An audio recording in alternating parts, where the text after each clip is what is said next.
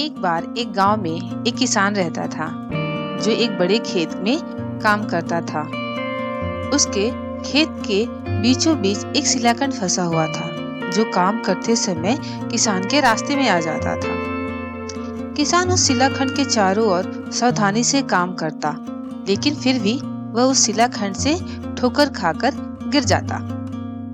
किसान जब भी गिरता तो यह सोचता कि उस शिलाखंड को अपने खेत से हटा देगा, लेकिन फिर यह सोचकर डर जाता कि वह शिलाखंड कितना बड़ा है और जमीन में कितना गहरा फंसा होगा।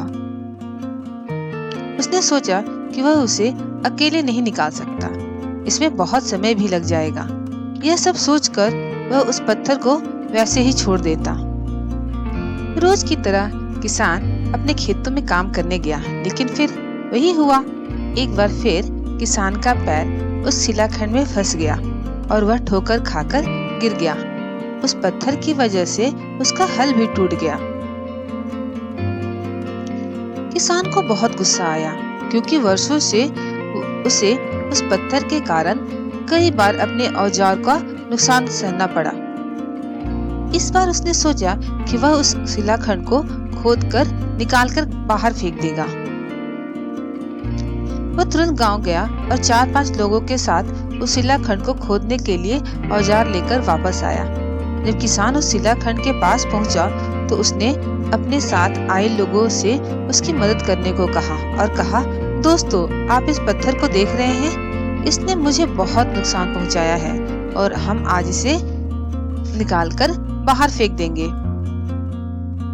इतना कहकर किसान ने फावड़ा लिया और उस पत्थर के चारों ओर खुदाई करने लगा। उसने उस शिलाखंड के चारों ओर मिट्टी खोदने के लिए सिर्फ 2-3 प्रहार किए और पूरा शिलाखंड जमीन से बाहर आ गया।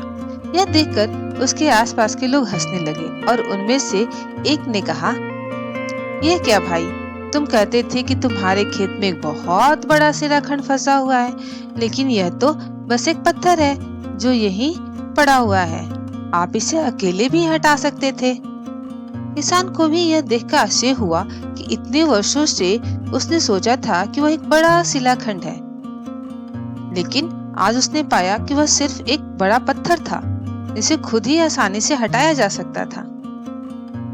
वह पछताया और सोचा कि वह पहले ही इसे हटा देता तो उसे इतने वर्षों तक इतनी परेशानी का सामना नहीं करना पड़ता।